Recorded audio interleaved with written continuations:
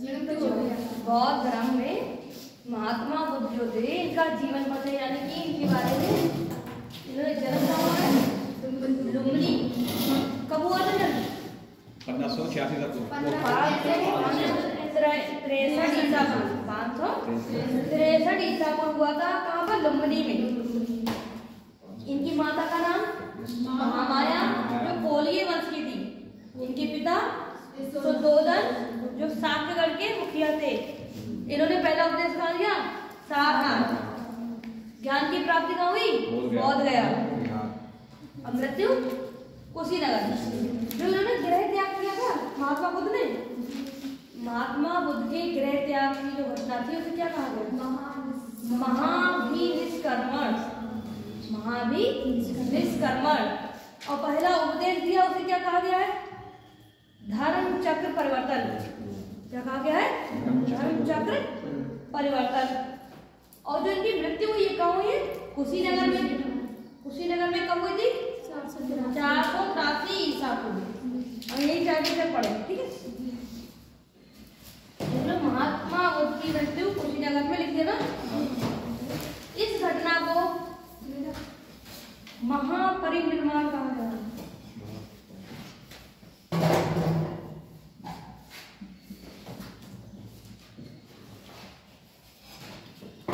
महापरिनिर्वाण कहा गया। महापरिनिर्वाण। महापरिनिर्वाण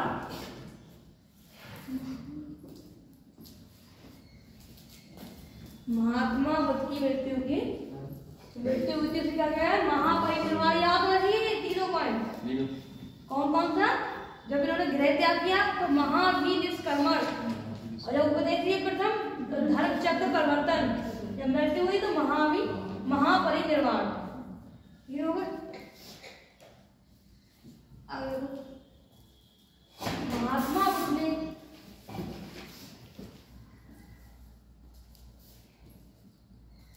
महात्मा बुद्ध ने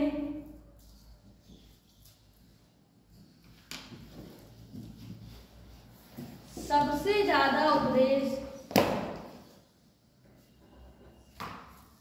महात्मा बुद्ध ने सबसे ज्यादा उपदेश श्रावस्ती में दिए। अब क्वेश्चन चेंज है। कौन सा? पहले मैंने कहा था कि सबसे ज्यादा तो सबसे पहला उपदेश तो सारनाथ, सबसे ज्यादा उपदेश तो श्रावस्ती, ठीक है।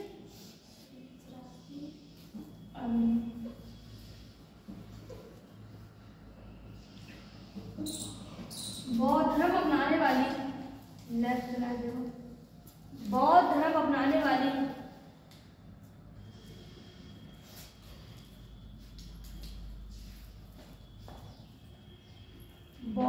अपनाने वाली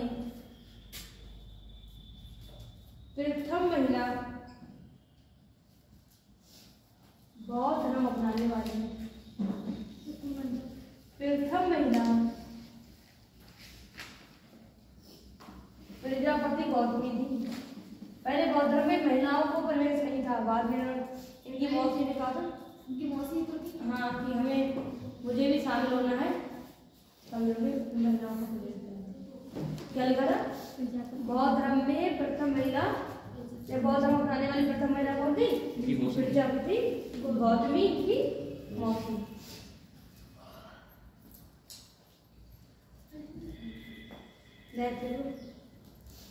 महात्मा बुद्ध के प्रिय शिष्य आनंद थे।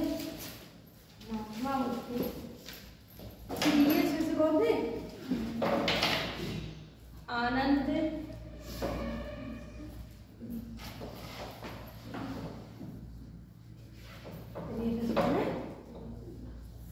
आनंद। अब मैंने बताया कि 4 बौद्ध संगतियां हुई। क्या बोला गया? सत्संग की क्या हो गई? 4 बौद्ध संगतियां हुई थी या सम्मेलन। इनकी मृत्यु हो गई। वो क्वेश्चन ज्यादा पूछे जाते हैं आपको, ऐसे बराबर में देख रही हूँ, दिख जाएगा।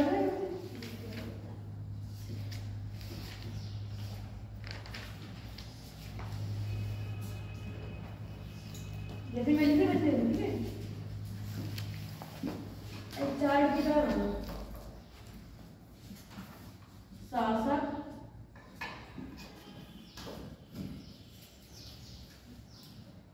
स्थान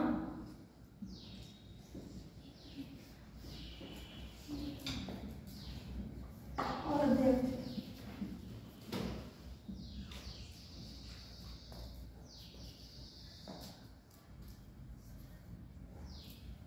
बहुत समिति शासक स्थान और अध्यक्ष चार बहुत समितियां होती देखो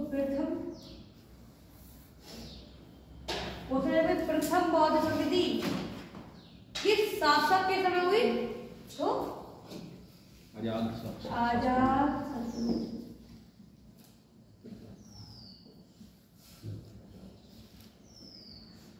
स्थान कौन सा था राजगृह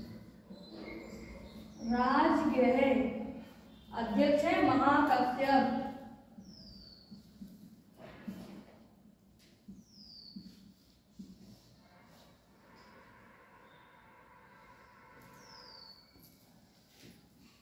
प्रथम बौद्ध समिति किसके समय आजाद शत्रु के समय स्थान कौन सा था राजगृह अध्यक्ष को आपको इधर देखा ना इधर देखा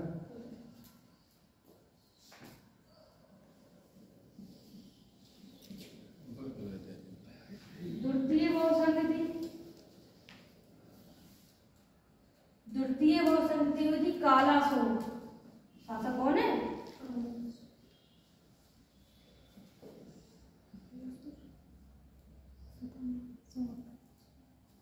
कालाशोक और जगह कौन थी वैशाली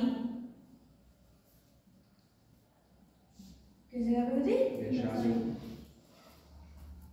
अध्यक्ष है सर्वकामी सभाकामी हाँ सभाकामी अलग अलग इसके नाम थे तृतीय बौद्ध समिति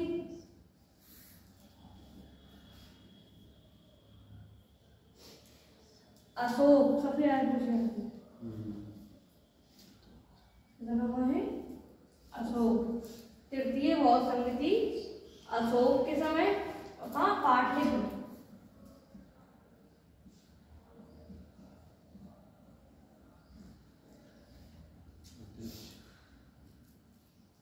अध्यक्ष है मोगली पुत्र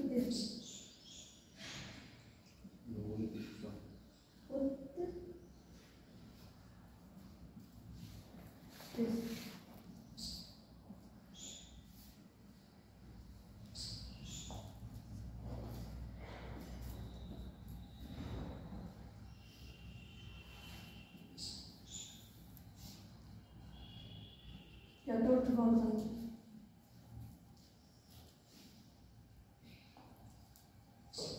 कनिष्क चौथी बौद्ध समिति का समय कनिष्क ये पूछी गई थी हाँ एक बार नहीं पूछे कुंडलवन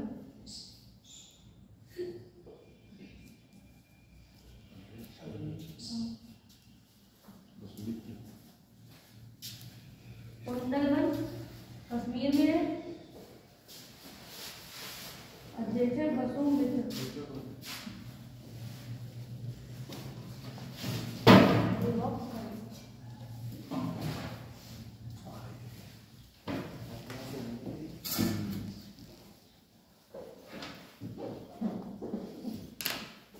इसका समय में नहीं पूछा ठीक है फिर भी अगर पूछे जब इंग्लिश हुई थी 480 ईसा पूर्व पहली बौद्ध समिति हुई थी फिर 380 ईसा पूर्व के बाद ये हुई थी इस तरह से बात पूछी जाती है प्रथम शताब्दी की इस बात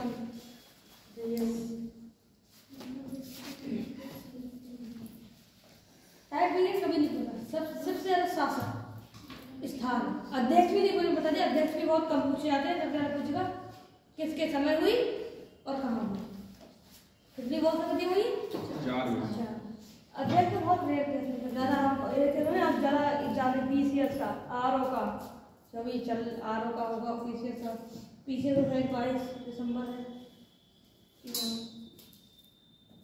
याद रहेंगी 8 क्वेश्चन बौद्ध धर्म पे, ज्यादा इंपॉर्टेंट होगी सभी से। 4 स्थान बताए थे, जन्म, लुम्बिनी, ज्ञान प्राप्ति, बोधगया, उपदेश, सारनाथ, मृत्यु, कुशेश्वर। 4 बौद्ध संधियां। पहली बौद्ध संधि आजाद शत्रु के समय राजगृह में हुई। द्वितीय बौद्ध संधि कालाशोक के समय वैशाली में हुई। तृतीय बौद्ध संधि अशोक के समय पाटलिपुत्र हुई। चौथी कुंडलवन। ये पूरा बौद्ध है, बाकी आपको परिचय याद कुछ नहीं है। और सबसे ज्यादा जो है तो वैसे बहुत में पूरा कोई आप कथाएं पढ़ने वाले तब नहीं है। जो 8 क्वेश्चन है इनसे क्वेश्चन ज्यादा पूछे जाते हैं, बाकी मैं और भी लिखूंगी। उम्मीद है कि याद हो गया 4 8 फिर अभी रिवीजन कराऊंगी। तो नोट हो गया आकाश तुम्हारा भी तो नहीं हुआ होगा, हम बता देना अपना दोबारा।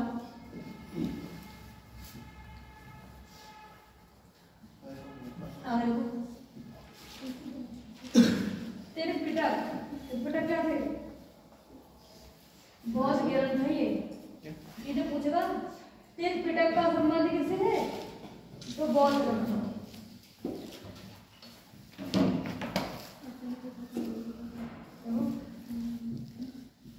तेरे पिता गीला हो गया तेरे मार गया तेरे पिता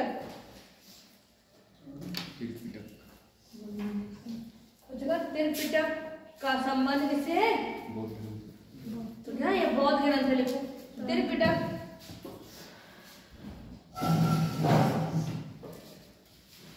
त्रिपिटक क्या है? बौद्ध ग्रंथ है।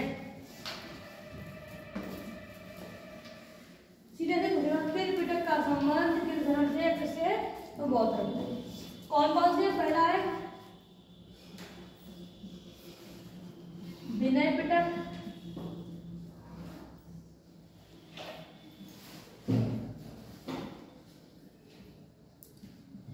सुत पिटक,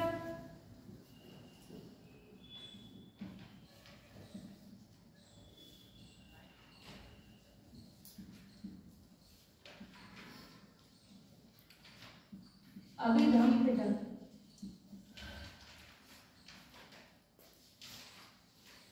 ये भी पूछ रहे कि त्रिपिटक का संबंध किससे है? बौद्ध धर्म से।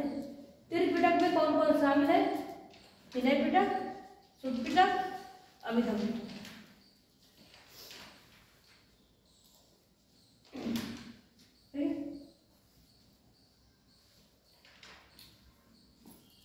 नोट करो अभिधम।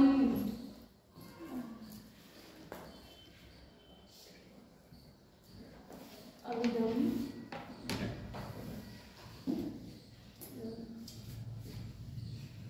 महात्मा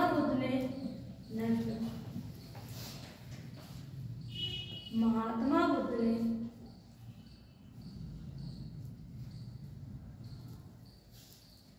अपनी अंतिम वर्षा ऋतु वैशाली में बिताई थी। अपनी अंतिम वर्षा ऋतु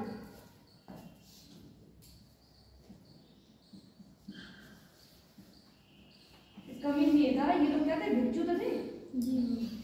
तो ये जगह जगह जाते थे, भिक्षु थे। लेकिन बरसात वगैरह होती तो एक जगह ये ठहरते थे। बरसात का मौसम होता था तब ना भिक्षा वगैरह घूमते थे, घूमते थे। क्या भिक्षा भिक्षु थे तो वर्षा ऋतु में ये कहीं ना कहीं ठहरते थे। तो अंतिम वर्षा ऋतु इन्होंने कहा था ये वैशाली। अंतिम वर्षा ऋतु वैशाली में बिताई थी।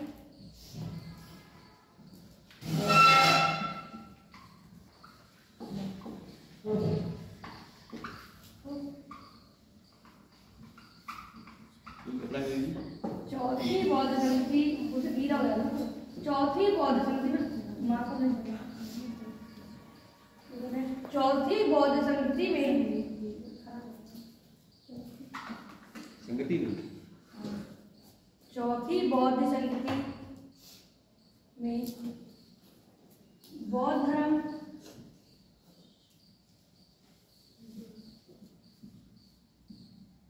दो शाखाओं में बट गया।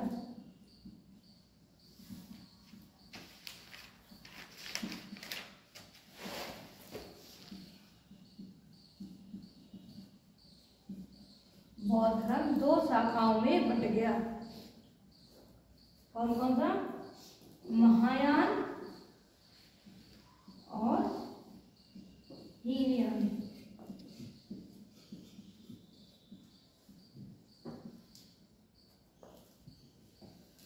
बौद्ध धर्म दो शाखाओं में बट गया, महायान और, पूछ सकता कि बौद्ध धर्म की दो शाखाएं कौन सी हैं? तो महायान और हीनयान। या पूछा था कब बटा था? चौथी बौद्ध क्रांति हुई थी कनिष्क के समय।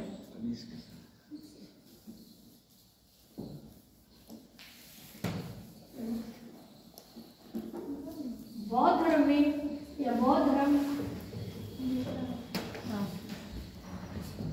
बौद्ध धर्म में या बौद्ध धर्म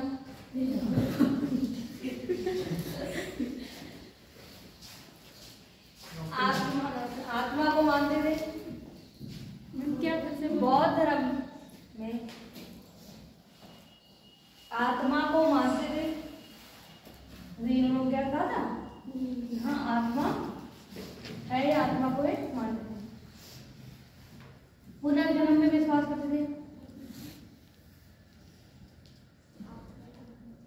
आत्मा को मानते थे और पुनर्जन्म में विश्वास करते थे।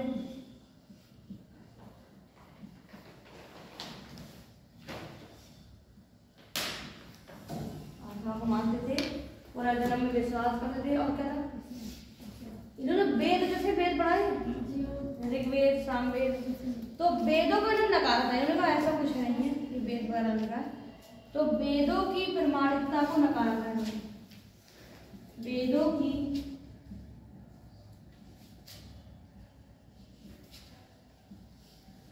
प्रामाणिकता को नकारा था।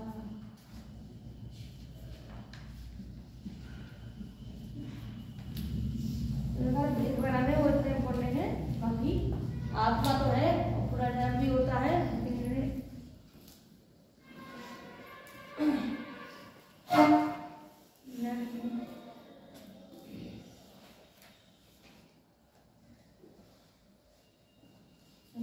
मिलिंद पन्नों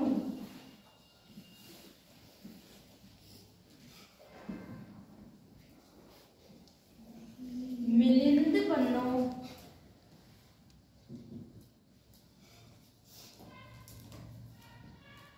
मिलिंद पन्नों एक बौद्ध ग्रंथ है। मिलिंद पन्नों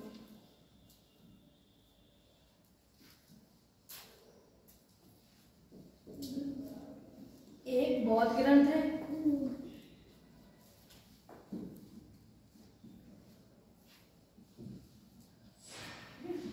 बौद्ध धर्म के बारे में इसमें कहा गया। तो इसमें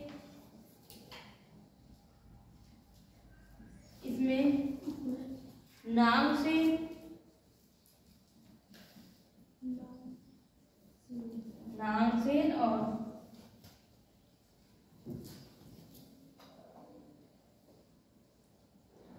मिनांडर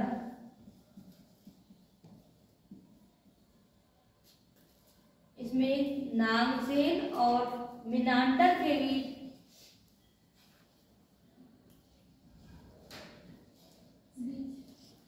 संवाद का वर्णन है।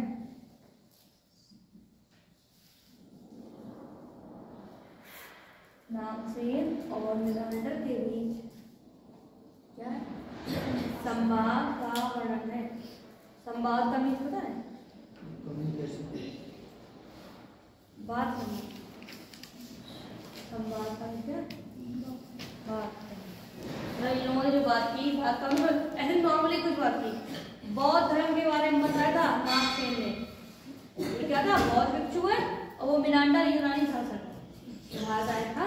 तो बौद्ध धर्म के बारे में जो बताया सारी बातें इसमें किसने की? मिलिंद पन्नों। कुछ कहा मिलिंद पन्नों किसने लिखा है? तो नागसेन ने लिखा। हो गया इतना?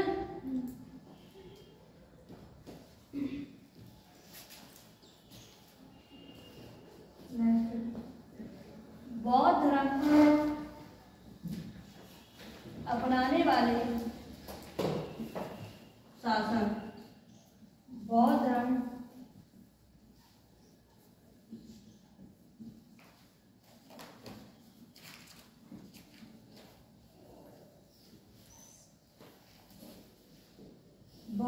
अपनाने वाले शासक कौन कौन थे? अशोक थे। एक तो मेरे को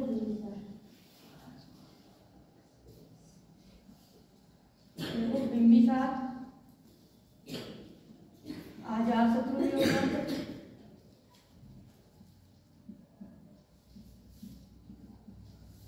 अशोक, कनिष्क और काला।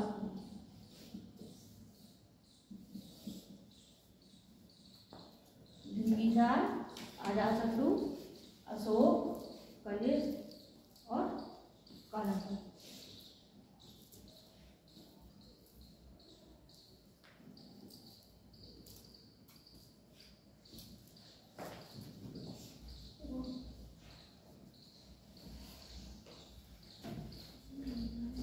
बौद्ध धर्म का सबसे ज्यादा प्रचार अशोक ने किया। बौद्ध धर्म का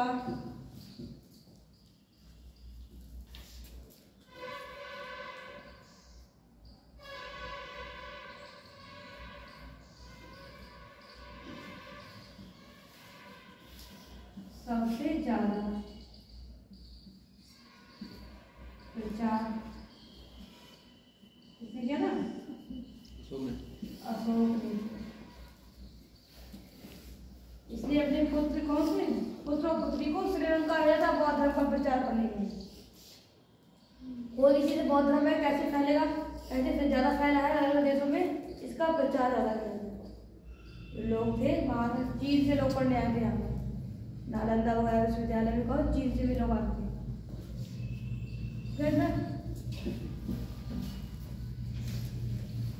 याद रहेगा बहुत दिक्कत।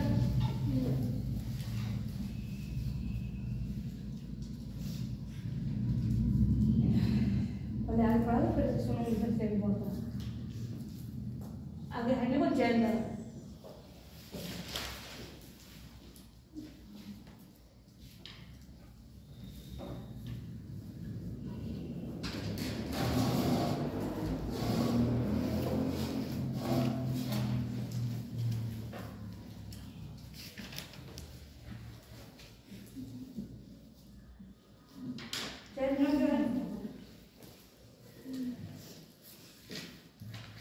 संस्थापक कौन है?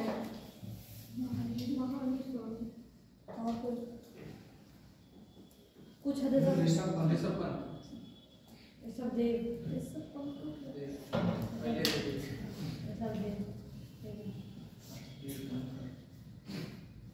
इनका दूसरा नाम ऋषभ देव था।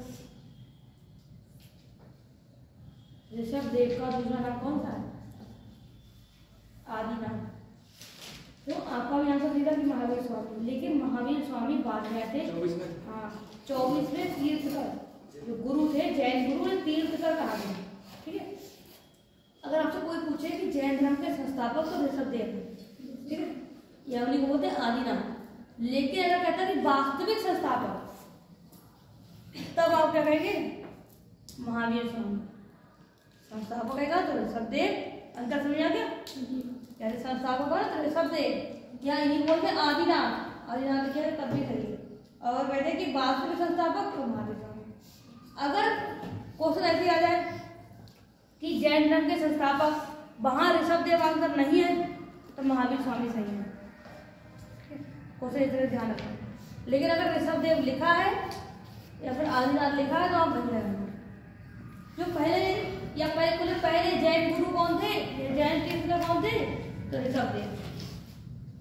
महावीर स्वामी कौन थे? 24वें तीर्थकर थे। पूछा जाए कि जैन धर्म पहले है बौद्ध धर्म,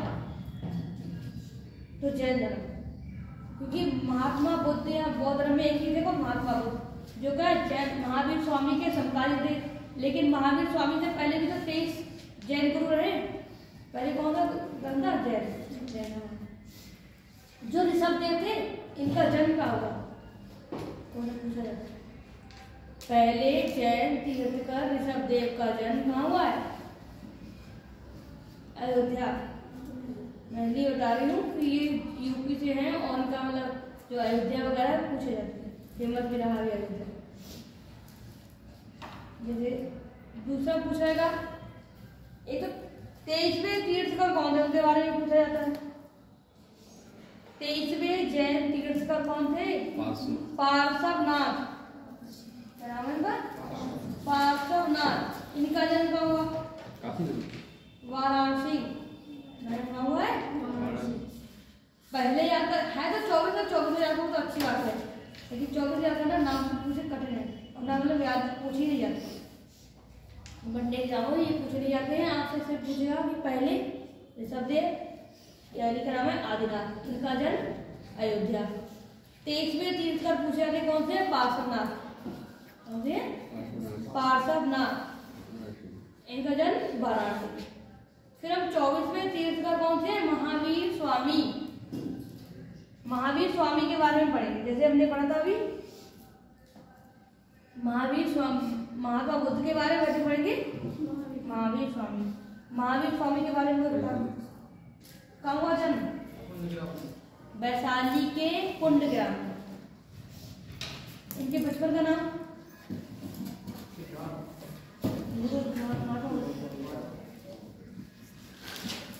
अब हमें वर्धमान। वर्धमान क्या ऊन आती है? वर्धमान अब याद रहेगा। वर्धमान कौन सी ऊन आती है? ऊन का वर्णन होगा वर्धमान। इनका नाम क्या था बचपन का नाम? वर्धमान। इनके पिता का नाम था सिद्धार्थ। इनके पिता का नाम क्या है? सिद्धार्थ। और इनकी माता त्रिशला। इनकी पुत्री थी प्रियदर्शी। पत्नी का नाम था यशोदा। हाँ, देखो महात्मा बुद्ध की पत्नी का नाम यशोदा था, इनकी पत्नी का नाम यशोदा। इनकी पुत्री थी कौन सी? प्रियदर्शी या अयोध्या नाम भी नाम था।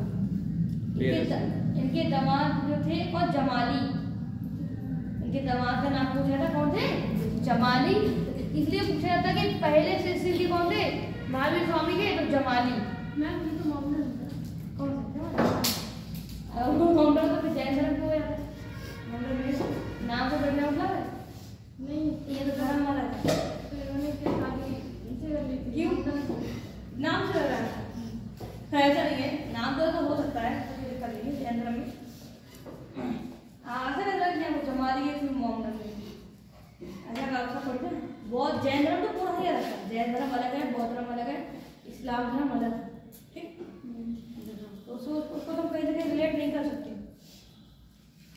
जैसे इसमें इन्हें ज्ञान की प्राप्ति 30 वर्ष की अवस्था में, 30 वर्ष की अवस्था में इन्होंने अपना गृह त्याग किया था और 12 वर्ष तपस्या की थी। महात्मा बुद्ध ने 6 वर्ष तपस्या की, इन्होंने कितने? 12 वर्ष तपस्या करने के बाद इन्हें ज्ञान की प्राप्ति हुई। कितने वर्ष में ज्ञान की प्राप्ति हुई? वर्ष मुझे तो 42 वर्ष हो गए। 30 वर्ष में गृह त्याग किया, 12 वर्ष तपस्या की, 42 वर्ष में इन्हें क्या हुई? ज्ञान की प्राप्ति हुई। ठीक है, 42 वर्ष तक इंतजार करना पड़ा, धैर्य रखा। कितनी? 12 वर्ष तपस्या करना कोई आसान काम नहीं है।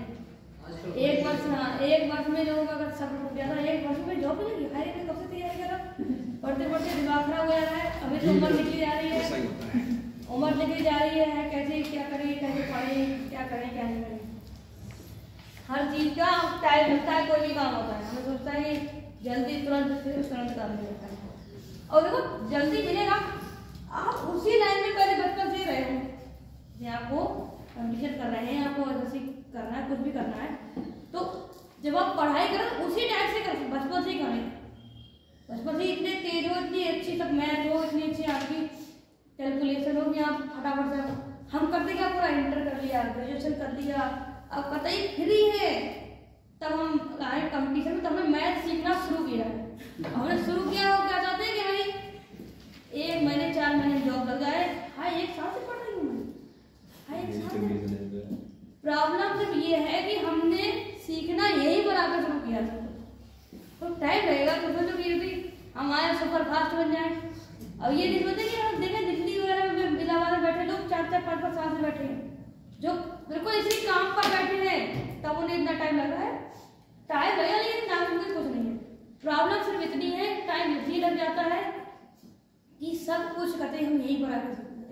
उसमें भी हमारी फैमिली के काम, हमारे काम, शादी पार्टी के काम, हमारे दोस्ती वाले, तो सब करते रहोगे तो टाइम लगेगा हर चीज़ में। और सिर्फ ये कि आप बचपन से इतनी तेज आपकी मैथ हो, कैलकुलेशन तेज हो, आपकी हिंदी अच्छी हो, हिंदी तो बचपन से पढ़ रहे, तो संज्ञा सर्वनाम विशेषण कुछ और लगे रहे, छंद रस अलंकार पहले हमने तो ध्यान नहीं दिया, कैसे दोबारा पढ़ा। अब उक्ति में इधर भी करनी पड़ी और ज़्यादा करनी पड़ रही है। जब सब चीज़ सीख रहे तो टाइम लगेगा किसी भी चीज़ में, ठीक है। अभी लिख लो पहले जय करो।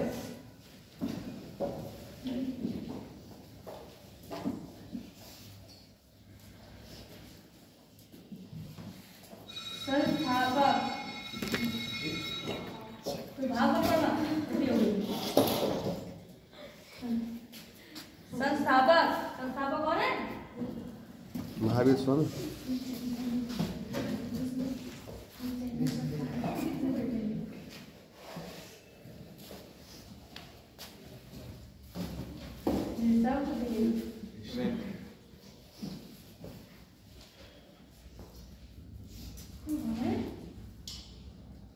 सब देख एक बोलते आदि नाम, दो नाम वाले दिए थे कि कोई सा ही नाम दे सकता है एग्जाम में, कोई आदि नाम लिख दिया, नाम पूछ लिया।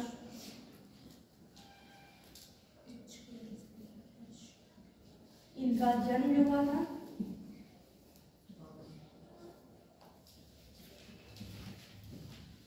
अयोध्या,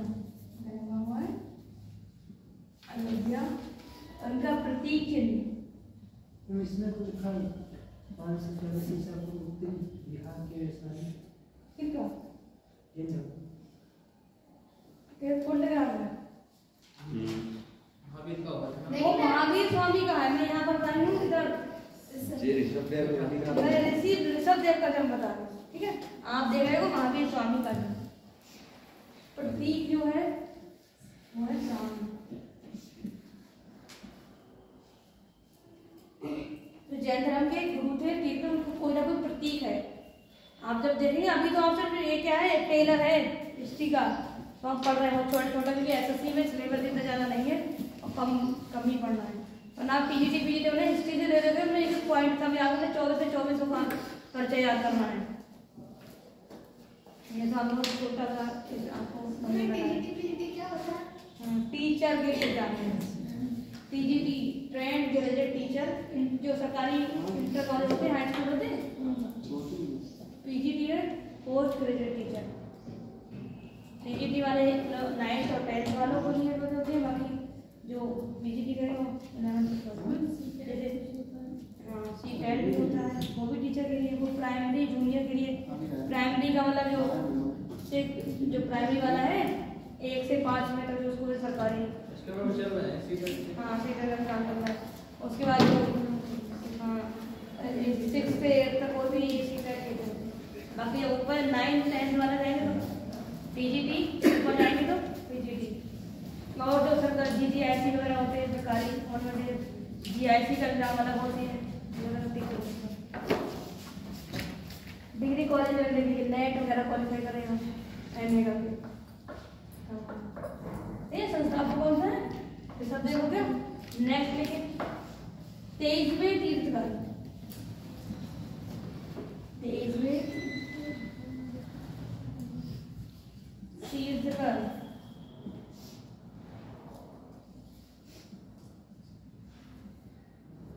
पार्श्वनाथ।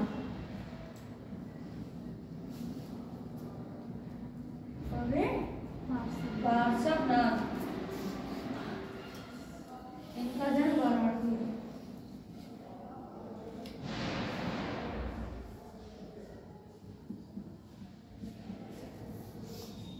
इनका प्रतीक सर, सांप वाला सर होता है। नाक, इसके आगे नाक लगा है, नाक में बोले नाक के गले में क्या है? सांप या सर है।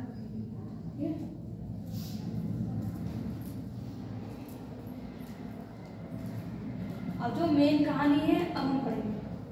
ये दोनों पूछे 23 से 30 तक पूछे गए कौन थे? पार्षद नाथ, इसलिए बता देना।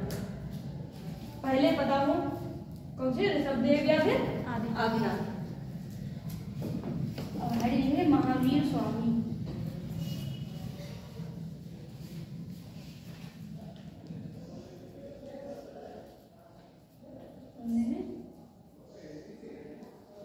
महावीर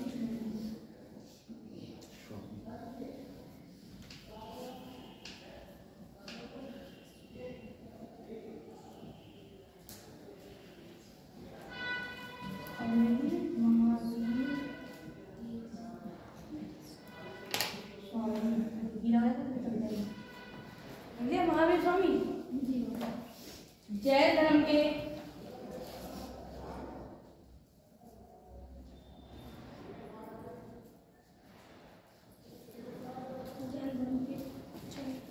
वास्तविक संस्थापक थे।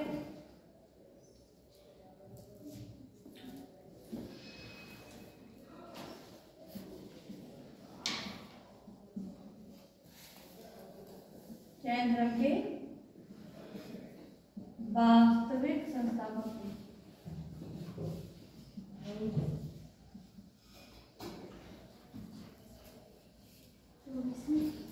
ये जैन धर्म के 24वें तीर्थंकर थे। जैन धर्म के 24वें तीर्थंकर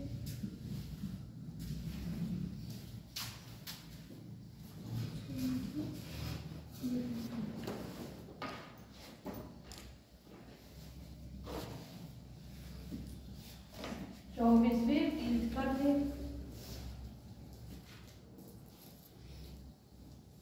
इनका जन्म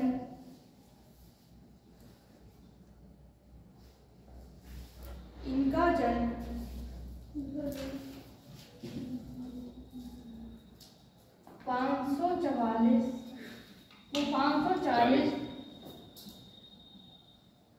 ईसा पूर्व या वैदिक में 599 ईसा पूर्व।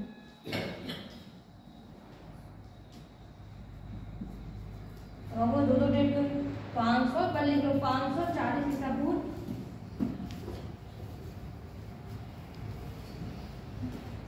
ग्राम वैशाली।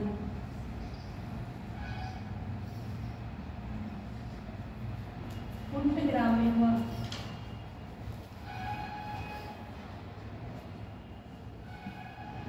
ये डबल डेट मैंने दिया था। ये पहले जो बुक्स थी उनमें में 540 ईसा पूर्व है, लेकिन जो अभी नया अपडेट हुआ है उनका जन्म है 599। ठीक है, जो आया आपको बोला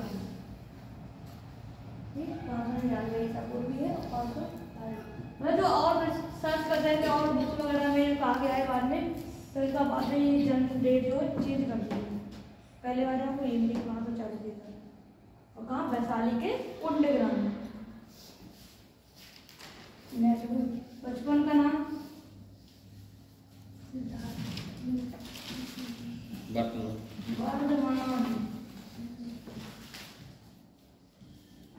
वर्धमान। लॉजिक याद करो, हिंदी में याद रहे, भूल जा रहे। भारत के बचपन का नाम क्या है? वर्धमान।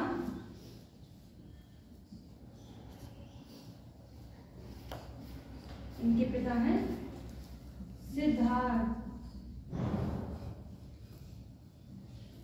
इनकी माता त्रिशला।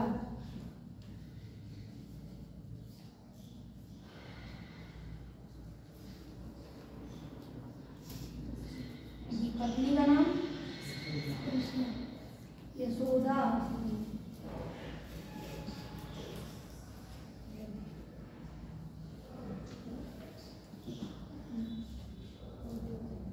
पुत्री कौन है? प्रियदर्शी।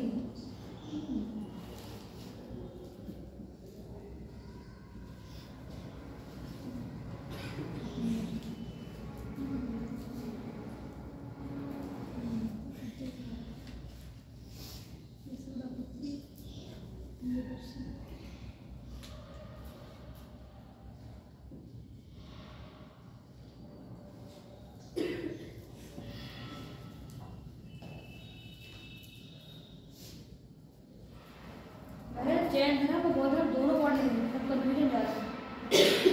और कुछ जैन धर्म बता तो बौद्ध धर्म पूरे तो जैन धर्म एक पढ़ने का तो नहीं याद रखा मैंने, दोनों पढ़ा तो बहुत कंफ्यूजन। इसलिए ध्यान है, ध्यान से पढ़े कुछ लॉजिक का प्रयास। सिद्धार्थ के पिता का नाम था और बौद्ध धर्म उनका उनके बचपन का नाम, इनके दामाद की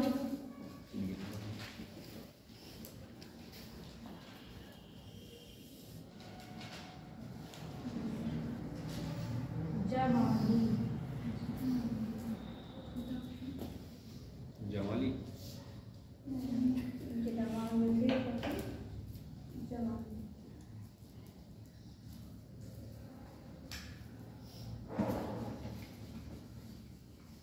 जब इनके प्रथम अनुयायी भी थे। प्रथम शिष्य करेंगे तो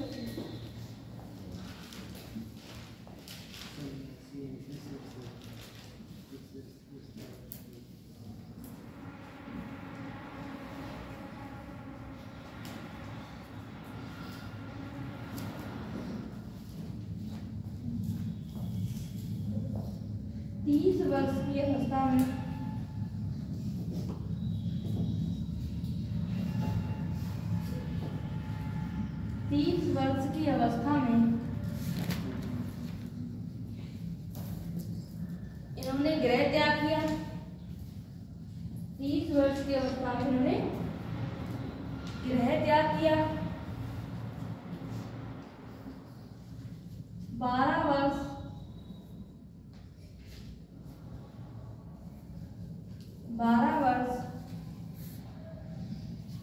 ऋजुपाल का 12 वर्ष ऋजुपाल का नदी के किनारे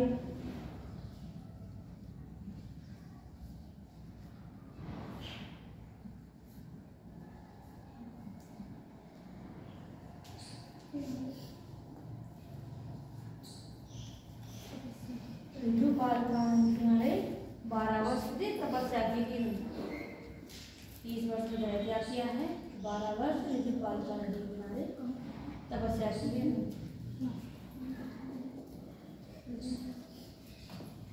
ये नदी कहाँ पे है? ये बिहार की साइड में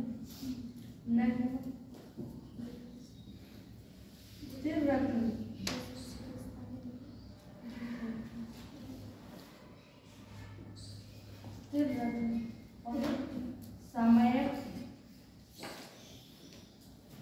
ज्ञान समय आचरण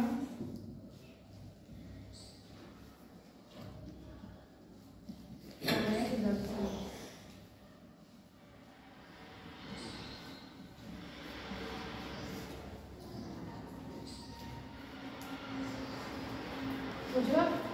फिर रत्न का संबंध किससे है? तो जैन धर्म से है। जैन धर्म इन लोगों ने अहिंसा को, उन्होंने कहा था अहिंसा जो जैन धर्म अपनाएगा वो अहिंसा तो बिल्कुल नहीं करेगा। अहिंसा का मतलब क्या है, मारेगा तक नहीं, किसी को नहीं मार सकता। मारने का मतलब इन्होंने ये तो करिए जैन धर्म में कृषि करना भी मना है। कृषि करने का मतलब ये कृषि करेंगे आप तो जो आप पेड़ उगा रहे हैं फिर पेड़ों को काटो से मारना, काटेंगे फिर वही तो पौधों में लगा जान होती, कहते ना काट रहे हैं, लेकिन अगर कृषि करेंगे खाएंगे क्या? लोग इतना मतलब अहिंसा को नकार दिया। तो मुझे खाते क्या थे फिर? खाते राजी नहीं थे, करेंगे खुद नहीं करेंगे मतलब, और करे तो कोई बात नहीं, कोई मार के ना तो खा लेंगे। मार लेगा तो खा लेंगे। अगर मार सभी हो जाते हैं सभी तो क्या था, जब मना कर दिया गया तो अब तो इतना नहीं, पहले ही जाओ ठीक है। आगे सही है। संलेखना विधि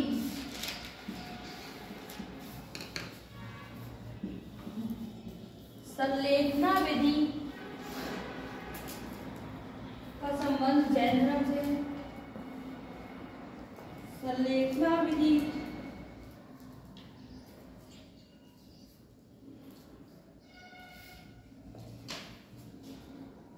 का संबंध जैन धर्म से।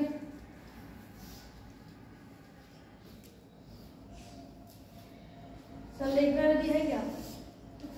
इसमें तो क्या था जो संलेखना विधि थी। हाँ ये तो क्या था प्राण त्याग देना। हाँ भूख के कारण नहीं देख। हाँ है मतलब कुछ हद तक सही है। जब इन्हें मतलब प्राण त्याग नहीं होते तो एक समाधि में थे, उसको कहे कुछ खाते ही पीते नहीं, भूखे रहते, भूखे रहकर प्राण त्यागना। भूखे कारण नहीं, भूखे रहकर। जैसे इन्हें कोई जैन नमक ना रहा है, उसे लग रहा है कि मुझे मरना है, अब तो मरना इतना आसान है, इतनी जल्दी मृत्यु आ जाती है। मतलब कहाँ बहुत एज तक कहाँ लोग उसमें 60 साल तक मरना तो बहुत जल्दी लोग हो जाते, इतनी रोग है। पहले ये लोग मतलब मरना होता बहुत बूढ़े हो जाते थे, तो इन्हें मरना होता था, प्राण का त्याग नहीं है, मृत्यु नहीं आ रही है, तो एक समाधि ले लेते, समाधि में बैठ गए हैं, जब तक मृत्यु ना आ जाए तब तक कुछ खाएंगे ही नहीं, भूखे रहे प्राण त्याग। 20 दिनों में मर जाते होंगे। ऐसा नहीं है, जब तक कुछ त्याग दिया है बैठ गए हैं, जब तक मृत्यु नहीं आ जाएगी तब तक कुछ खाएंगे नहीं। क्या संलेखना विधि मुझे आता है। संलेखना विधि से किस शासक ने प्राण त्यागे थे? क्वेश्चन है, संलेखना विधि से किस शासक ने अपने प्राण त्यागे थे? तो चंद्रगुप्त मौर्य, जो एक महान शासक।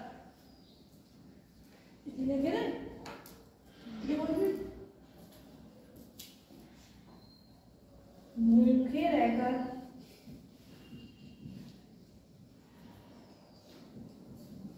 प्राण त्यागना, भूखे रहकर या अन्न त्याग कर,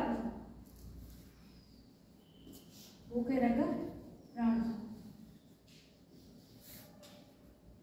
लिखिए यहाँ पर, संलेखना विधि से, संलेखना विधि से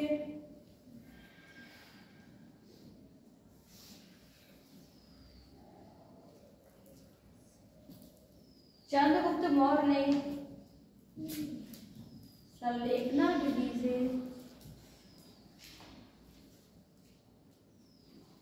चंद्रगुप्त मौर्य ने अपने प्राण त्यागे थे।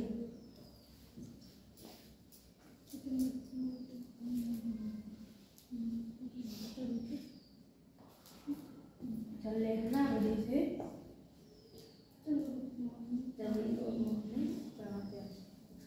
जैसे जैन धर्म में 4 बौद्ध संगतियां होती, इसमें भी 2 बौद्ध संगतियां होंगी, 2 जैन संगतियां होंगी, 2 जैन संगतियां होंगी। इसका 12 बौद्ध होते, जैन बौद्ध होते।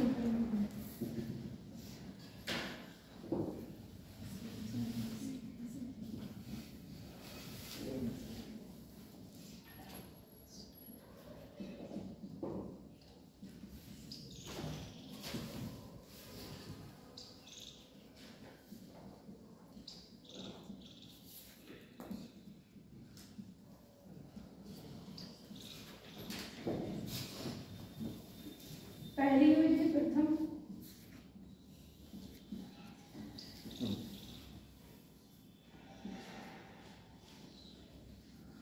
चंद्रगुप्त के नाम,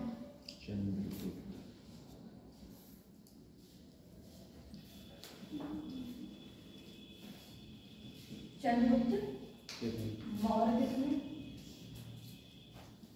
अध्यक्ष है स्कूल बने।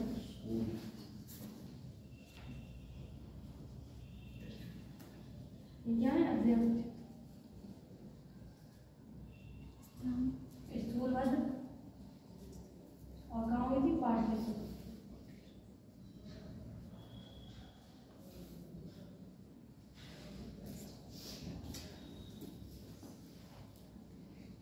द्वितीय बौद्ध संगति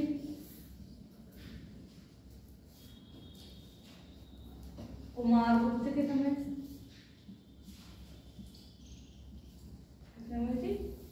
कुमारगुप्त के समय अध्यक्ष हैं क्षमा श्रवण, क्षमा श्रवण और वल्लभी में हुई थी। वल्लभी कहाँ है? गुजरात। पाटलिपुत्र तो पता ही, पाटलिपुत्र कहाँ है? बिहार, जो अभी आप पटना बोलते हैं। पाटलिपुत्र का ही नाम बदल क्या कर दिया है, पटना। किसने किया, ये भी पूछा गया था, शेरशाह सूरी ने। पाटलिपुत्र की स्थापना किसने की, पाटलिपुत्र का ना मैं उदयन ने की है। दो जैन समितियां हुई, कौन कौन सी, पहली चंद्रगुप्त मौर्य के समय कौन है, अध्यक्ष हुआ स्थान कौन सा है, पाटलिपुत्र। द्वितीय जैन समिति कुमार गुप्त के समय कहाँ, गुप्त वंश के आई है, अध्यक्ष कौन है, छवाश्रवण, और कहाँ पर है, बल्लभी।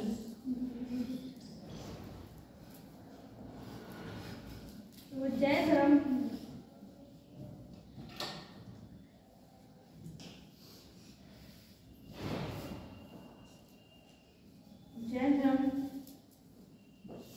दो शाखाओं में बट गया।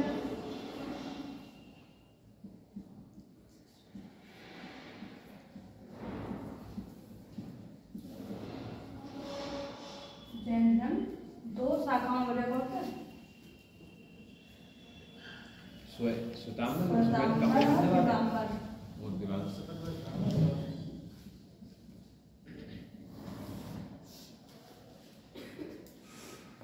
श्वेतांबर और दिगंबर।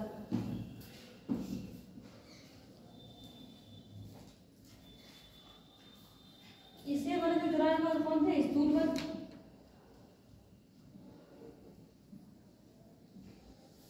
मतलब उजगा श्वेतांबर जो शाखा थी उसके प्रमुख कौन थे, स्थूल वर्ग, और जो दिगंबर थे वो भद्रभाव।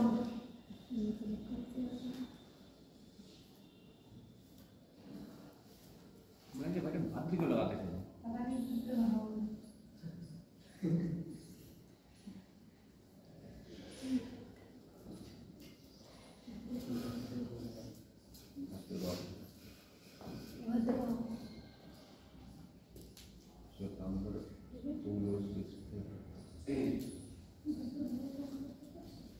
को जैन धर्म अपनाने वाले शासक,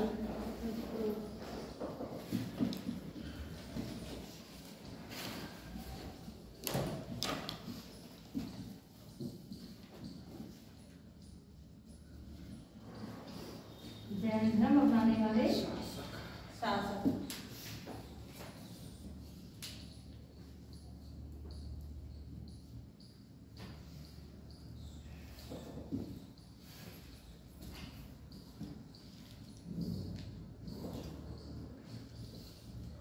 पहले तो नाम चंद्रगुप्त,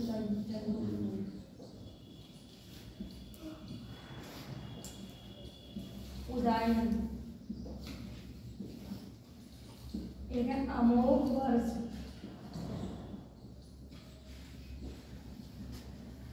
और इनका नाम है कुमार गुप्त।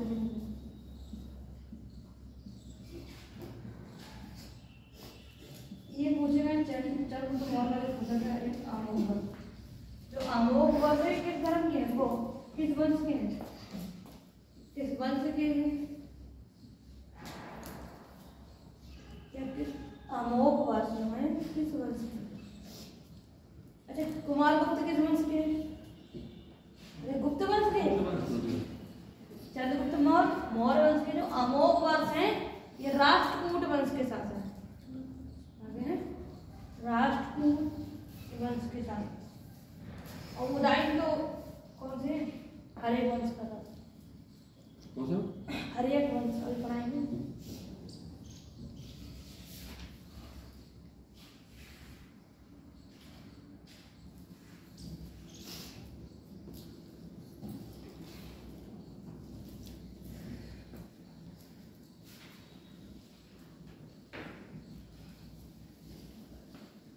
ये लिखे थे महावीर स्वामी के प्रथम शिष्य कौन थे, जमाली थे। नहीं लिखा तो देखो, महावीर स्वामी के प्रथम शिष्य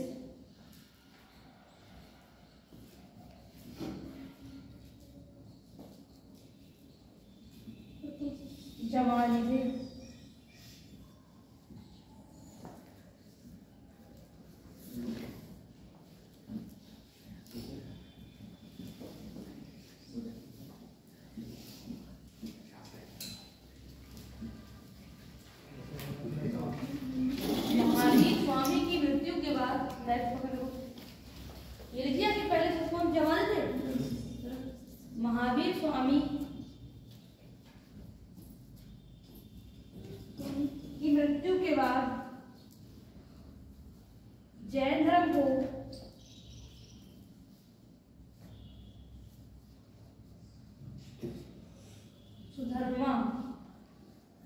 ने संभाला।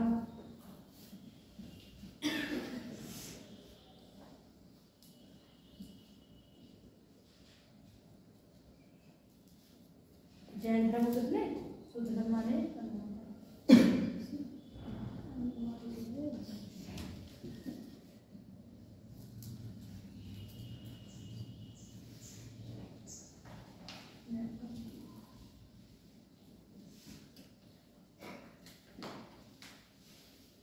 जैन धर्म में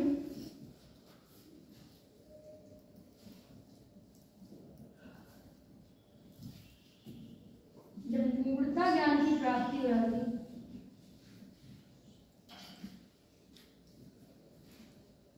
जैन धर्म में पूर्णता ज्ञान की प्राप्ति के बाद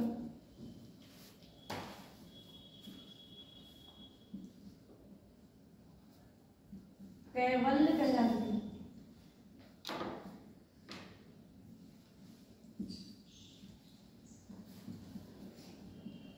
पूर्णता ज्ञान की प्राप्ति हो जाती है, कैवल्य कहलाती है। जैन धर्म में जब पूर्णता ज्ञान की प्राप्ति हो जाती थी तो क्या कहते थे? कैवल्य।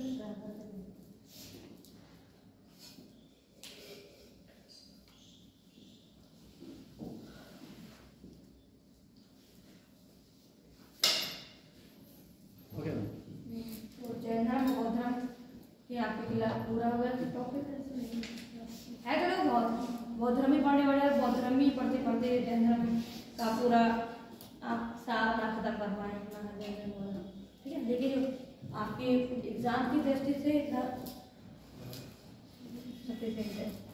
बस आप बताइए आपने इसमें से कितना भी सीखा और कितना याद है?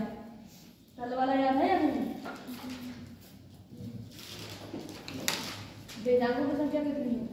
वेदांत कितने हैं? कौन है? बताइए, बताओ। देखो मत देख बताऊंगी मैं, नहीं तो मैं मारूंगी तुम्हें। देखोगे तो तुमको टाइम वेस्ट जाओगे तो मैं पहले तो सच्चा है। शिक्षा, व्याकरण, कर, छंद, निरुक्त, ज्योतिष यहाँ कल मैंने बताया। उपनिषद कितने हैं? 108। उपनिषदों की संख्या कितनी है? 108। उपनिषद का अर्थ क्या है? गुरु के समीप बैठकर शिक्षा लेना। जो उपनिषद है इसमें क्या किसके बारे में बताया गया है? तो दर्शन के बारे में, दर्शन शास्त्र के बारे में, दर्शन के बारे में बताया गया है। जो उपनिषद है सबसे बड़ा उपनिषद कौन सा है? छांदोग्य उपनिषद। और सप्तमें जैसे कहाँ से लिया है? मुंडको उपनिषद। पुराण कितने हैं? 18। सबसे प्राचीन पुराण मत्स्य पुराण। प्राचीन पुराण कौन सा है? वेद कितने हैं? 4। सबसे प्राचीन वेद ऋग्वेद। कितने मंडल है ऋग्वेद में? 10। तीसरे मंडल में किसका उल्लेख है? गायत्री मंत्र का। गायत्री मंत्र का उल्लेख किस मंडल में है? तीसरे मंडल में। नौवें मंडल में किसका उल्लेख है? सोमदेव का उल्लेख कौन से है? 9वें मंडल में। रावी नदी का प्राचीन नाम बताओ। अरे परुष्णी। रावी का प्राचीन नाम क्या है? परुष्णी। और सतलज का? सतुद्री। याद था। झेलम का? विदिशा। व्यास का? विपाशा। चिनाब का? अश्विनी। 5 नदियां हैं जिनके प्राचीन नाम पूछे जाते हैं, याद होने चाहिए। नेक्स्ट सतपथ ब्राह्मण जो ग्रंथ है वो किसका है? किस वेद का है? सतपथ ब्राह्मण ग्रंथ का संबंध किस वेद से है? कुछ याद नहीं। यजुर्वेद से। वेद त्रय में कौन कौन शामिल है? मैम लास्ट वाला छोड़ के 3 है बाकी। हाँ, लास्ट में कौन सा है? और कौन सा शामिल है इसमें? ऋग्वेद, यजुर्वेद और सामवेद। अथर्ववेद इसमें शामिल नहीं है। आई होप थोड़ा बहुत याद। इधर रावी नदी किस नदी? रावी नदी पर कौन सा हड़प्पा स्थल है?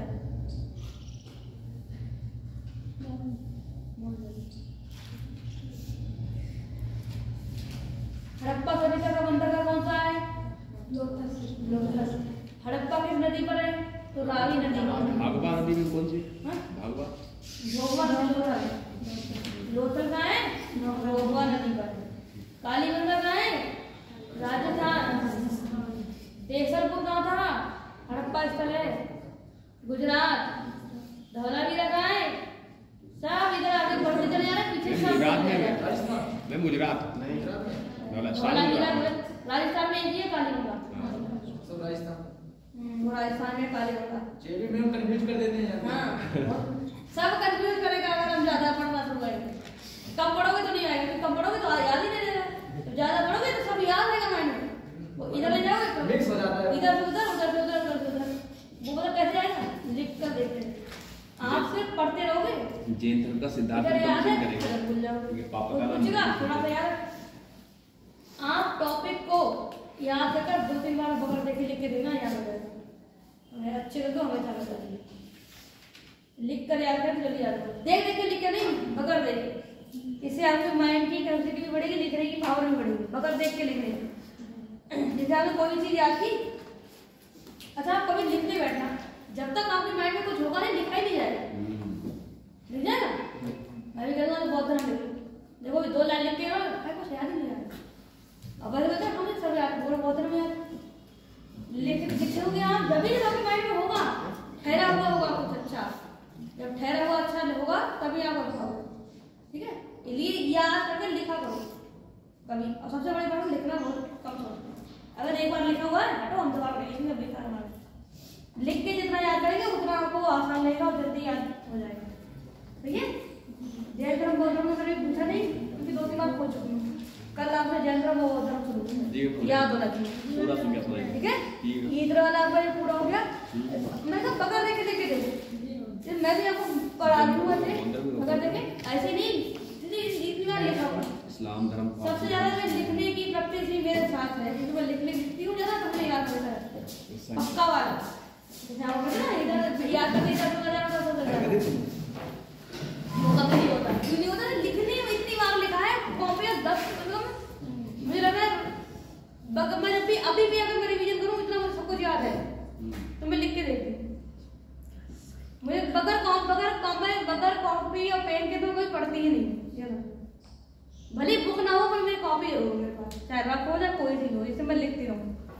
अब मैं जब तक लिखूंगी मेरे को कुछ याद ही नहीं हुआ। वैसे मैम जैसे ऐसे पढ़ोगे तो ज्यादा टाइम लगता है कि बहुत कुछ पढ़ लिया। लिखते रहोगे तो टाइम पता नहीं चलता। टाइम पता भी नहीं चलता और आपको याद होगा। बगैर देख के लिखो, पहले देख के लिखो, नहीं और देख के लिखो, फिर बगैर देख के लिखो।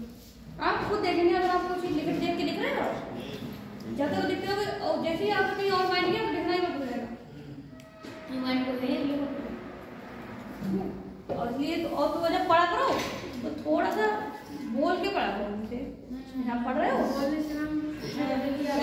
इतने बजे ना जय धर्म के संस्थान देखो, वो घर को डिस्टर्ब कर रहे पूरा, मतलब थोड़ा सा बोल, सबको ना सुनाई पड़े, पड़ोसी को भी ना सुना पड़े, बोले जब बोलते नहीं हो तो आप पढ़ तो रहे किधर, अब पता ही चला माइंड कुछ और भी चलने लगा। 4-5 बार पढ़ो, फिर आगे नीचे के 2-3 बार बोलो तो जब जैसे आप अगर पढ़ रहे, ठीक है, आप देखना आपके माइंड में जैसे कुछ और आएगा, आपके और ढूंढ रहे हैं, आपके माइंड में कुछ और चल रहा है, और जब आप चुपचाप पढ़ रहे हैं तो आपको पता नहीं चला क्या कुछ और भी सोचने लगता है माइंड।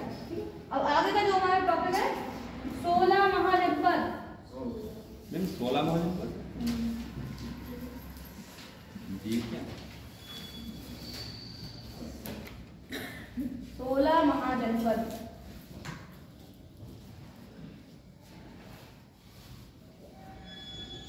मगध साम्राज्य था, वो जनपद ही था मगध, वैशाली।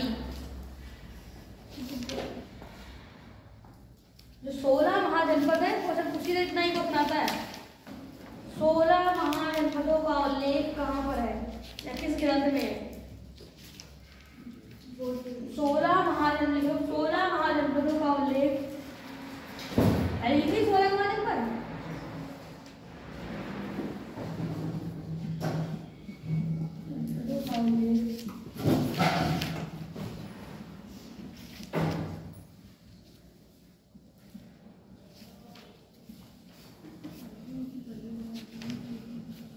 अंगुत्तर निकाय। अंगुत्तर निकाय क्या है? ये बौद्ध ग्रंथ है।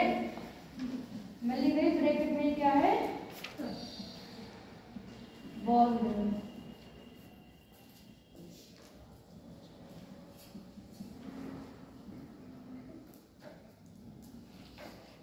बार बार क्वेश्चन पूछा था, 16 महाजनपदों का उल्लेख कहाँ पर है? तो अंगुत्तर निकाय। अंगुत्तर निकाय क्या है? एक बौद्ध ग्रंथ है।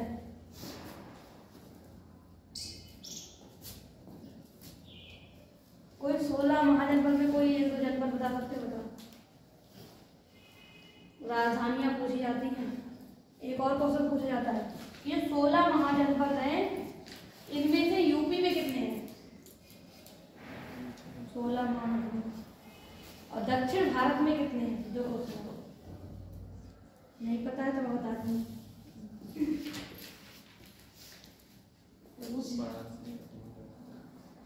8 महाजनपद यूपी में है।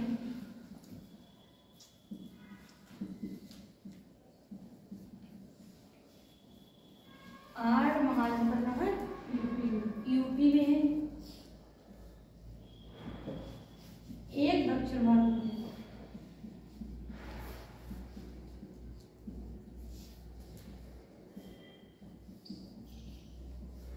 एक दक्षिण भारत में कौन सा? असम। इनका है दक्षिण भारत में है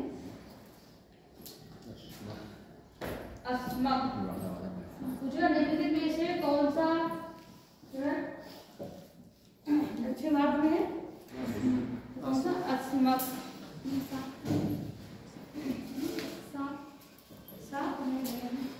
हाँ बताएंगे सब। 16 के 16 बताएंगे। जो ऐसे बन रहा है ना तो सब बन रहा है। सब का बन रहा है। ये तो क्वेश्चन पूछा था यूपी में कितने? तो 8। दक्षिण भारत में कितने हैं? एक। उसका नाम कौन सा होगा? असम। अब मैं 16 के 16 लिखाऊंगी, 16 की राजधानी लिखाऊंगी।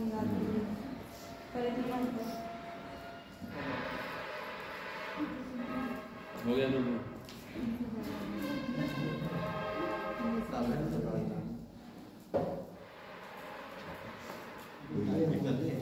जो 16 महाजनपद हमें नाम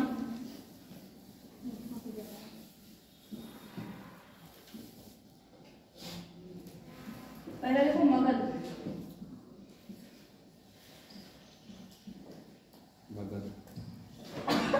मगध साम्राज्य, मगध जो महाजनपद है इसका नाम है राजगिर। ये बिहार में था। राजधानी है। हाँ ये राजधानी। मैंने कहा ज्योग्राफी में तो आप राजधानी याद करते हैं, इतिहास में भी आपको राजधानी याद करते। ये महाजनपद यहाँ का धनानंद यही का नाम है। है। मगध का बोलते ना धनानंद यही का नाम। हाँ धनानंद मगध साम्राज्य में नंद वंश का शासक था। नंद वंश का अंतिम धनानंद। मगध हो गया है ना। अंग इसकी राजधानी है चंपा। जैसे आगे जाएगी ना, ये बिहार में। तीसरा है बज्जी, इसकी राजधानी है वैशाली, बिहार में। मगध इसकी राजधानी है राजगिर थी। अंग इसकी राजधानी थी चंपा। बज्जी इसकी राजधानी है वैशाली। कौशल ये बिहार में। कौशल राजधानी है श्रावस्ती, अभी यूपी में। मल कुशीनगर। काशी का सबसे प्राचीन शहर कौन सा है? काशी, राजधानी है वाराणसी।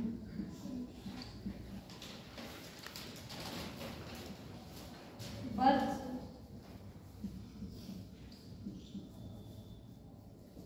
कौशाम्बी,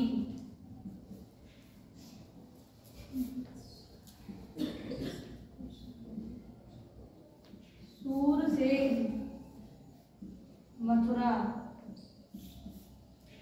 अंश के पिताजी थे। कंस के पिताजी थे ना सूर्य। हाँ कुरु हिमालय पर गया कुरु इंद्रप्रस्थ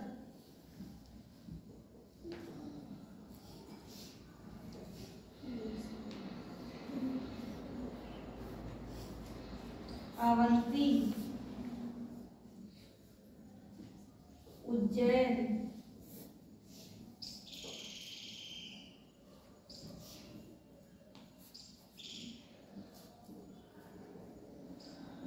मत्स्य विराटनगर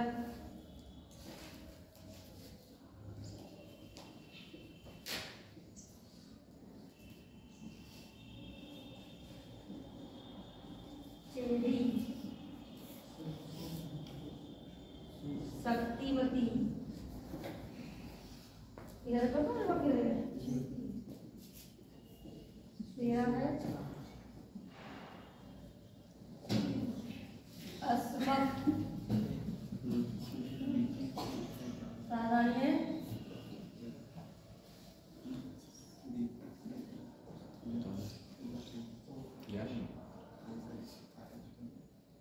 पैठन या कोट छोड़ेंगे ना अभी भी 14 है कंबोज हाटक 15 है गांधार तक्षशिला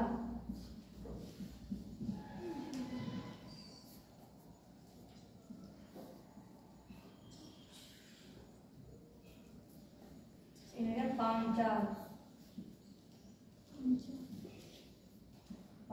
में अहिछत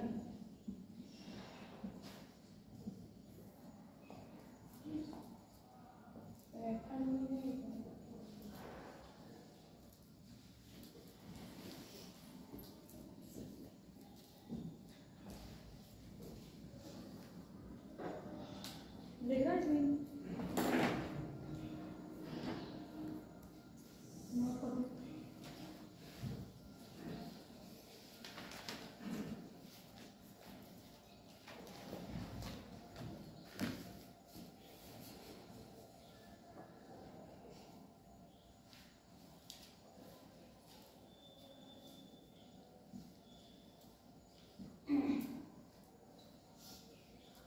याद रहेंगे याद भी होते हैं अगर राजधानी का मतलब कुछ अगर आपको नहीं याद आ रही है तो मान लो लेकिन हमने महाजनपदों के तो नाम याद हो रहे हैं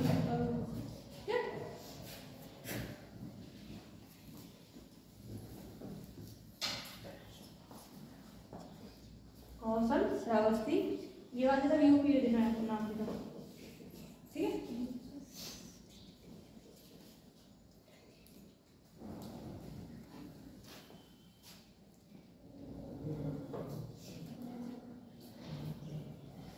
बोर्ड है तो बोला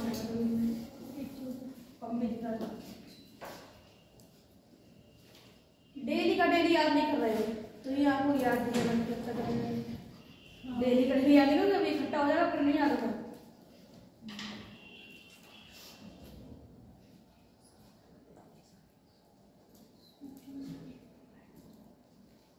कर दो ये जी मैम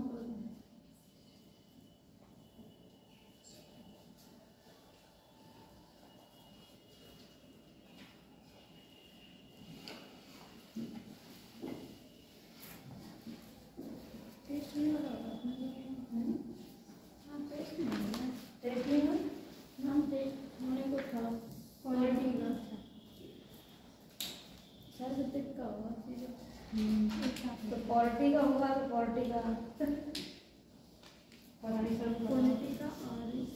वहाँ क्लास में बहुत बच्चे हैं बहुत बच्चे लग रहे हैं क्लास में हाँ सही तो है ही बच्चे बहुत सीटें दूर दूर पड़ी है इसलिए और बहुत हो मतलब वो ना हो लेकिन सब क्या होना चाहिए कामयाब हो जितने हैं उतने ही काफी हैं लेकिन जिसमें ये वो सब क्या हो अच्छे हो कामयाब हो, इससे कोई दिक्कत नहीं, पूरी क्लास भरी हो और आप आए बातें ज़्यादा हो, पढ़ाई ज़्यादा। अब हम इसमें भी पढ़ेंगे कौन सा मगध साम्राज्य, पहले कौन सा पढ़ेंगे मगध। जो मगध साम्राज्य था सबसे समृद्ध था और सबसे बड़ा था। मगध जो पहला वाला वर्ड पढ़ा है मगध साम्राज्य, यही पर जो मगध साम्राज्य था 3 वंश थे मगध साम्राज्य में। कौन कौन से वंश थे? 3 वंश। पहले भी मगध साम्राज्य है। इसमें यूपी में कौन कौन से बता दो तुमने 8 ये है कौन कौन से पूछ रहे हो? जो आपको लग रहा है कोई मथुरा है, कुशीनगर है, मथुरा काशी जो वाराणसी वाला है, ऊपर वाले जो सभी है अभी क्लास में मैं टिक करवा दूंगा, ठीक है। मगध साम्राज्य इसमें से 3 वर्ष से पहले समझ लो तब देखना, ठीक है। चलो मैं लिखा तो मगध साम्राज्य में 3 वर्ष थे। एक था हर्यक वंश, कौन से हर्यक वंश। और दूसरा था शिशुनाग वंश।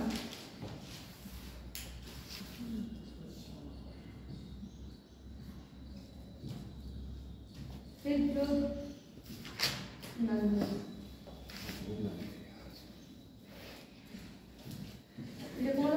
मगध साम्राज्य में 3 वंश थे। क्रम भी पूछा जाता है, हर्यक वंश, शिशुनाग वंश और नंद वंश। जो हर्यक वंश था इसमें जो शासक थे, पहला जो संस्थापक था बिंबिसार। लिखो मत, पहले सुन लो, दोबारा मैं लिखूंगी तो रिवीजन हो जाएगा। बिंबिसार ये क्या था? हर्यक वंश का संस्थापक बिंबिसार। जो बिंबिसार था ये हर्यक वंश का संस्थापक है। इसका नाम जो था श्रेणिक, उपनाम क्या था इसका? श्रेणिक। और इसी के समय कौन था? जीवक नाम का वैल था। कौन था? जीवक नाम का वैल। पहले डॉक्टर नहीं थे, क्या थे? वैल। हाँ, वैल इसका नाम इसलिए फेमस हो गया कि महात्मा बुद्ध की मतलब ये सेवा में गया था। एक बार उनकी तबीयत खराब हो गई थी तो महात्मा बुद्ध के सेवा में कौन गया था? जीवक नाम का वैद्य। पूछा जाता जीवक नाम का वैद्य किसके शासन में था? तो बिंबिसार। इसके बाद जो शासक आया था अजातशत्रु। अभी हमने पढ़ा था अजातशत्रु, कहाँ पढ़ा था? प्रथम बौद्ध संगति कितने समय हुई? अजातशत्रु। अजातशत्रु किस वंश का है? हर्यक वंश का। ये अपने पिता बिंबिसार की हत्या कर गद्दी पर बैठा था अजातशत्रु। ये अपने पिता की हत्या इसलिए करना पड़ती थी क्योंकि जो शासक था या जो बिंबिसार या कोई भी था, ये लोग बूढ़े हो जाते थे, काफी एज से हटते ही नहीं थे गद्दी में। तो मैम उसको जल्दी रहिए। हाँ जल्दी रहिए, वो बुढ़की भी तेज निकली जा रही है, वो हटते ही नहीं थे। इनके पास इतने अच्छे बैल है, इतनी जड़ी बूटियां रहती थी, कभी बीमारी नहीं पड़ती। पहले तो लोग बीमार भी नहीं पड़ते थे, अब जब इतने अच्छे बैल है तो बीमार कहाँ पड़ेंगे? लेकिन जल्दी से हटाया जाता है, नहीं मारकर। इनके समय पहली बहुत संगति हुई थी और क्या इसका नाम था कोड़े। इसका उपनाम क्या था? कोड़े। ज्यादा नहीं, आपको 2-3 क्वेश्चन याद करने पर नाम याद होगा कि किस वंश के हैं। हर्यक वंश का संस्थापक बिंबिसार। इसके नाम समय में कौन था? जीवक नाम का वैद्य था। इसका उपनाम था श्रेणिक, ठीक है। इसकी राजधानी राजगृह थी। इन दोनों पहली बौद्ध संगति प्रथम बौद्ध संगति। तीसरा जो यहाँ पर था उदयन। अभी बताया था उदयन के बारे में क्वेश्चन। जो उदयन था ये क्या था? पाटलिपुत्र की स्थापना। बहुत बार पूछा जाता है उदयन पाटलिपुत्र शहर किसने बसाया, किसने स्थापना की? उदयन। सुरपुरा। हाँ, एक ही क्वेश्चन इनसे फेमस है और बार बार ये क्वेश्चन पूछा जाता है। किस वंश के हैं? हर्यक वंश। ये भी इन्हें मारा, इनको भी कितने उदयन। पितृहंता वंश भी कहा जाता है। अपने पिता को मारकर सभी साथ गद्दी पर बैठे थे, क्योंकि इन्हीं कितने अपना ली, इन्हीं कितने अपना रही थी। और इन्हीं इसीलिए क्या फिर पाटलिपुत्र राजधानी बनाई थी। इन दोनों की राजधानी क्या थी? राजगृह तो इसलिए कौन से पाठ्य पुत्र की अपने नाम है। इस वंश का संस्थापक कौन है? शिशुनाग था। ठीक है, संस्थापक शिशुनाग है। इनसे एक क्वेश्चन है। दूसरा जो शासक था कालाशोक। कालाशोक किस वंश का है? शिशुनाग वंश का है। और जो कालाशोक है उसका क्वेश्चन क्या था? अरे भूल जाते हो। द्वितीय वो संगति, द्वितीय वो संगति किसके समय हुई थी? कालाशोक के समय। कालाशोक किस वंश का है? शिशुनाग वंश का। यहाँ पर जो नंद वंश है इसके संस्थापक है महापद्मनंद। संस्थापक है महापद्मनंद। और जो अंतिम शासक है घनानंद। लोग हिस्ट्री पढ़ते हैं, इनका नाम बहुत याद रहता है घनानंद। क्यों याद रहता है? क्योंकि चंद्रगुप्त मौर्य ने किसी घनानंद को मार कर ही क्या मौर्य वंश की स्थापना की। इसमें इतना है। मैम जी अजातशत्रु किसकी रचना थी? रचना थी ऐतिहासिक जो थे रचनाकार कौन थे? जैसा का पता है उन्होंने लिखी। कामायनी लिखी है, आंसू है, इनके अजातशत्रु का हिंदी में आप मतलब बताएं। वाक्यांश के लिए सब में पूछा जाता है अजातशत्रु। शत्रु पे हमला करने के लिए जिसका कोई शत्रु ना हो वह अजातशत्रु। शत्रु से आजाद। लिख लो मगध साम्राज्य। लिख लो तो बाकी कर लो। मगध साम्राज्य उसमें लिखो हर एक वंश। यही नोट कर लें। पहला नहीं, ये ऐसे याद नोट करोगे, आप दोबारा पढ़ोगे फिर आपको कुछ समझ नहीं आएगा। एक वंश ये हर एक वंश इसमें क्या लिखा? देखो हर एक वंश के संस्थापक बिंबिसार था। अरे देखो हर एक वंश, देखो बिंदु बिंबिसार, बिंदुसार मौर्य वंश में हर एक वंश का संस्थापक बिंबिसार था।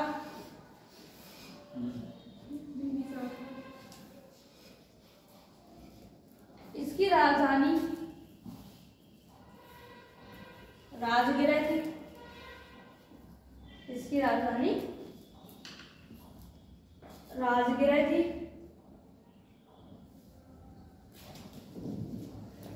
इसका उपनाम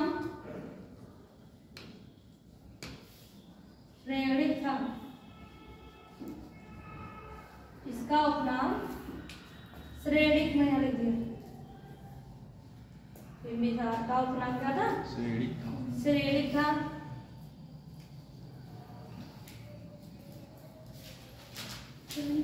श्रेणिक था। इसके शासन में या इसके दरबार में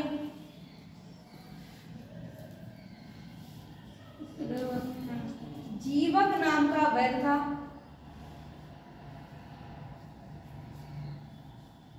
जीवक नाम का वैद्य था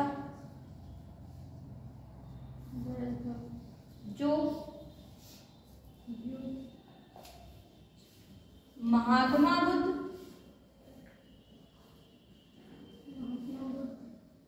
और आवंती के राजा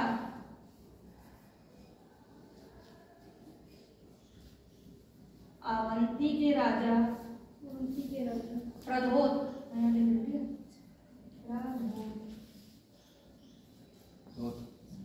प्रद्योत पहले सुन लो। इसके दरबार में जीवक नाम का वैद्य था जो महात्मा बुद्ध और आवंती के राजा प्रद्योत की सेवा में गया था। गया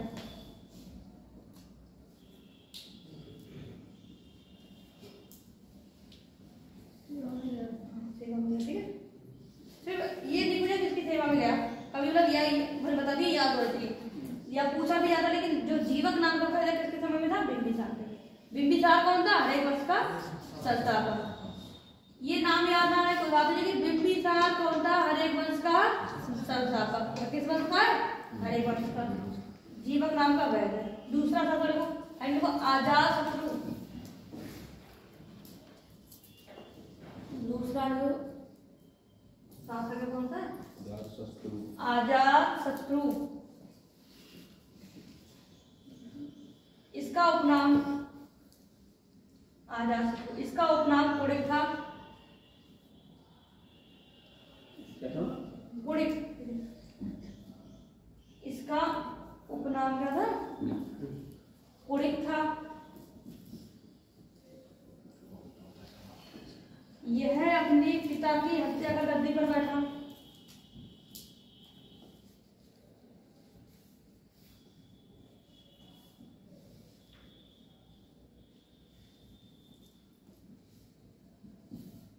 यह अपनी पिता की हत्या कर गद्दी पर बैठा।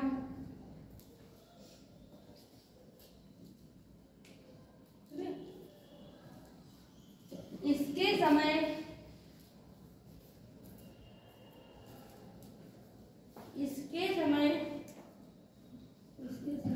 प्रथम बौद्ध संगति हुई।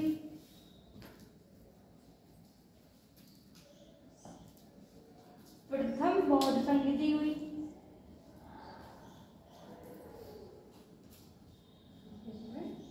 प्रथम बौद्ध संगति हुई थी। हो गया? आगे बढ़े। उदाहरण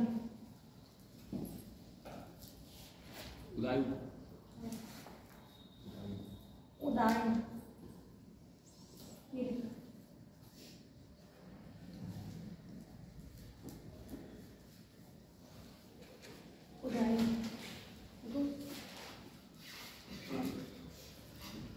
उदायन ने पाटलिपुत्र की स्थापना की। उदायन ने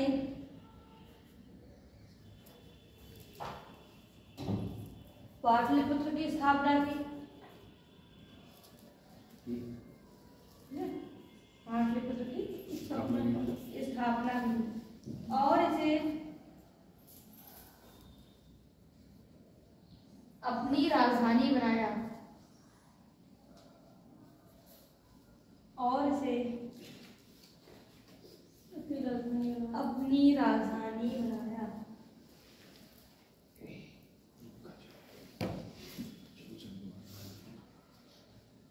हो गया?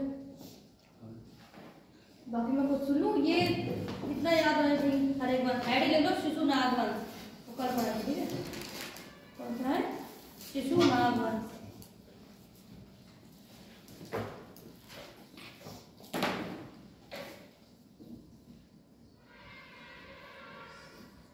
पाटलिपुत्र में कुल कितने द्वार थे?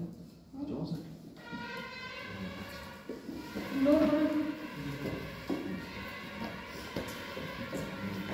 मैं तुम लोगों से कुछ क्वेश्चन पूछूं? पूछ ले। मैं 10 क्वेश्चन आपको दूंगी, आपको आंसर लिखने हैं, ठीक है? जो भी पढ़ा दिया थे उसके 10 क्वेश्चन।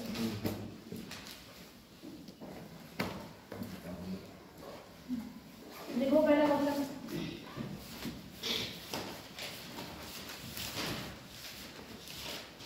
जैसे कितने इसके आंसर आ रहे हैं।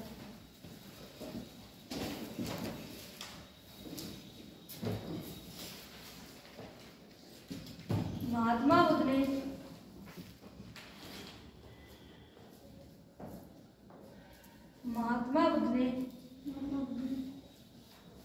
अपना पहला, बोलेगा कोई नहीं, उपदेश कहाँ दिया? सिर्फ अपनी कॉपी में आंसर करना है। पहला उपदेश कहाँ दिया?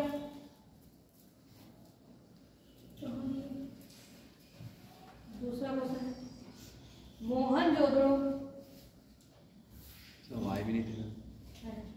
मोहनजोदड़ो दूसरी कॉपी, मोहनजोदड़ो किस नदी पर है?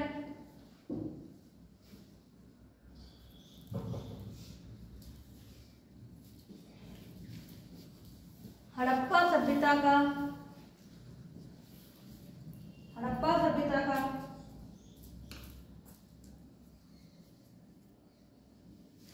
ऐसा कौन सा स्थल है? हड़प्पा सभ्यता का ऐसा कौन सा स्थल है जो 3 भागों में बटा हुआ है?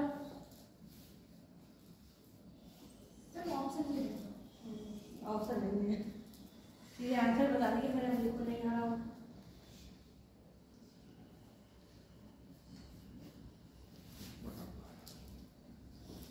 चौथा क्वेश्चन है,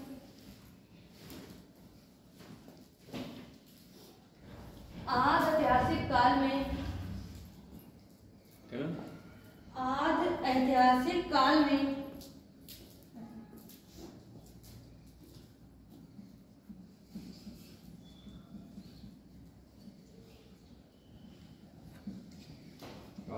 आज ऐतिहासिक काल में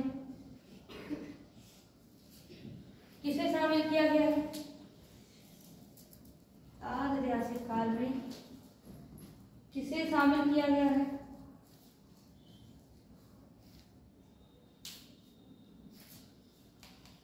बौद्ध धर्म अपनाने वाले शासक कौन कौन से थे? बौद्ध धर्म अपनाने वाले शासक कौन कौन से थे?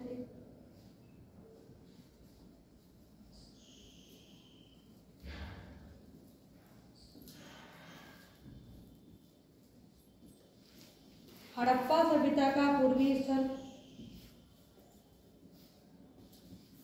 हड़प्पा सभ्यता का पूर्वी स्थल कौन सा है? पूर्वी स्थल। हाँ, हड़प्पा सभ्यता का पूर्वी स्थल कौन सा है?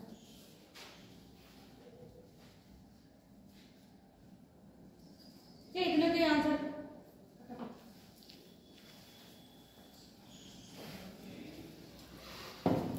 आ रहा है आंसर नहीं? मैं बता दूं, पहले कहाँ से, पहले क्वेश्चन क्या? हाँ, पहला उपदेश कहाँ दिया है?